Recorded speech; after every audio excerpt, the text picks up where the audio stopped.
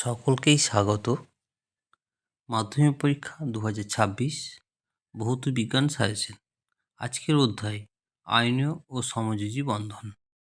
এই চ্যাপ্টারের উপর 1 নম্বরে যেসব প্রশ্নগুলো হয় সেগুলো নিয়ে আমরা প্রথমে আলোচনা করছি।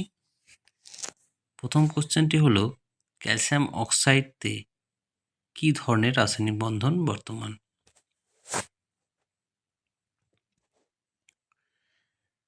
একটি সমযোজী যৌগের উদাহরণ দাও যা জলীয় দ্রবণ পরিবহন করে।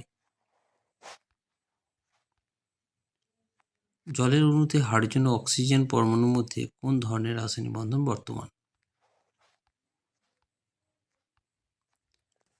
হাইড্রোজেন ক্লোরাইড অণুতে কোন ধরনের রাসায়নিক বন্ধন বর্তমান?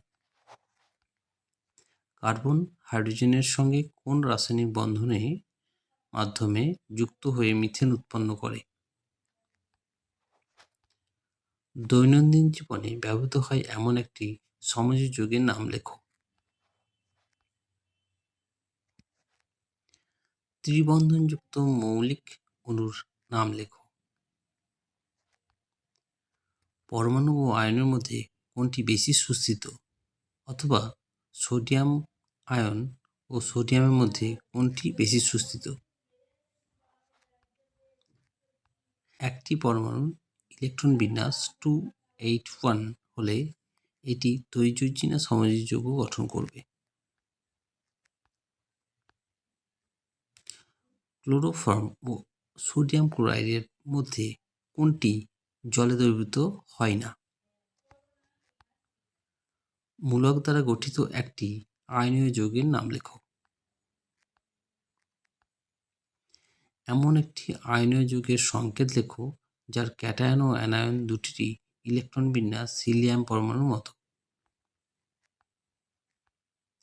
হাইড্রাইড আয়নের ইলেকট্রন বিন্যাস কোন মৌলের পরমাণুর ইলেকট্রন বিন্যাসের মতো? হাইড্রোজেন অণুর লুইস ডট ডায়াগ্রাম অঙ্কন করো। এটি নিজেই করতে হবে।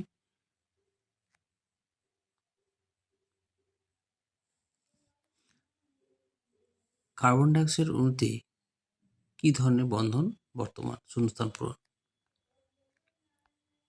রাসায়নিক বন্ধনে ড্যাশ ইলেকট্রনগুলি অংশগ্রহণ করে? শূন্যস্থান পূরণ। এটাও শূন্যস্থান পূরণ। একটি আয়নীয় যৌগের ফর্মুলা যার ক্যাটায়ন ও অ্যানায়ন কোনোটির ক্ষেত্রে 8টি ইলেকট্রন নেই হলো ড্যাশ। সত্য মিথ্যা নিরূপণ করতে হবে। সোডিয়াম ও সোডিয়াম আয়নের মধ্যে সোডিয়াম আয়ন বেশি সুস্থিত। সমযোজী তরলের স্ফুটনাঙ্ক নিম্নমানের হয়। সত্য না মিথ্যা? এখানে একটি ছকে বাম স্তম্ভের সঙ্গে ডান স্তম্ভ মেলাতে হবে। তো বাম স্তম্ভে 1 নম্বরে ইথিলিন অণুতে সমযোজী বন্ধনের মোট সংখ্যা দেওয়া আছে, সেখানে হবে 6টি। তার মানে 3 নম্বর।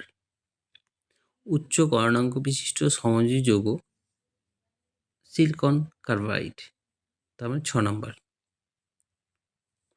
সমযোজী ননপোলার দ্রাবক কার্বন টেট্রাক্লোরাইড 1 নম্বর। ক্যালসিয়াম ক্লোরাইড একটি তৈজোজী যৌগ 5 নম্বর। জল একটি সমযোজী যৌগ 4 নম্বর। মিথেন অণুতে সমযোজী বন্ধনের মোট সংখ্যা 4টি, মানে 2 নম্বর। আমরা 2 নম্বরের যে প্রশ্নগুলো হয় সেই প্রশ্ন নিয়ে আলোচনা করছি। লুইসের ধারণা অনুসারে সমযোজী বন্ধন কিভাবে গঠিত হয় একটি উদাহরণ দিয়ে লেখো। সোডিয়াম ক্লোরাইডের বন্ধন NaCl হিসাবে প্রকাশ করা যায় না কেন?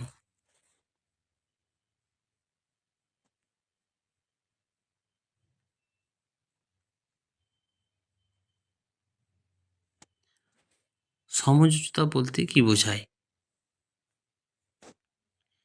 একটি পরমাণু থেকে অপর একটি পরমাণুতে সম্পূর্ণ ইলেকট্রন স্থানান্তরের মাধ্যমে কোন ধরনের রাসায়নিক বন্ধন গঠিত হয়? একটি উদাহরণ দিয়ে দেখাও। জল তৈজুজি না সমযোজী যৌগ? লেখো ও ব্যাখ্যা করো।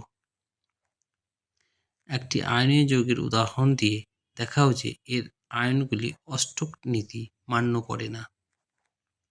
অথবা লিথিয়াম হাইড্রাইড গঠনকালে অষ্টক সূত্র লঙ্ঘিত হয়, ব্যাখ্যা করো।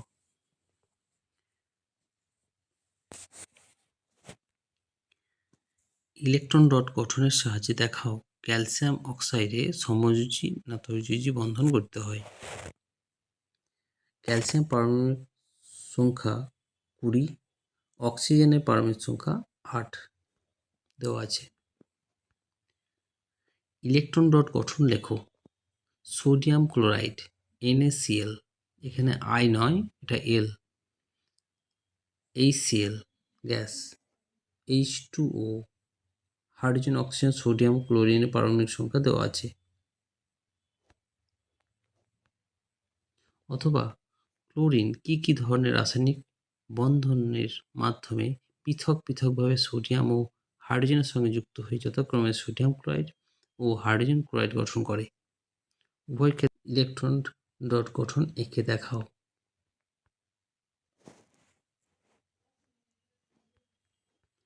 প্রদত্ত কোণগুলি তৈজুজি, কোণগুলি সমযোজী। ম্যাগনেসিয়াম অক্সাইড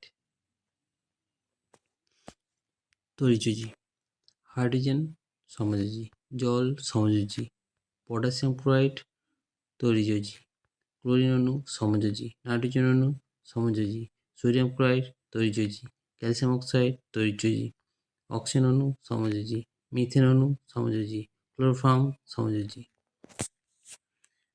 এই হলো আজকের 2 নম্বরের প্রশ্ন। তোমরা সকলেই প্র্যাকটিস করো। কোনো অসুবিধা হলে কমেন্টে জানাও। ধন্যবাদ।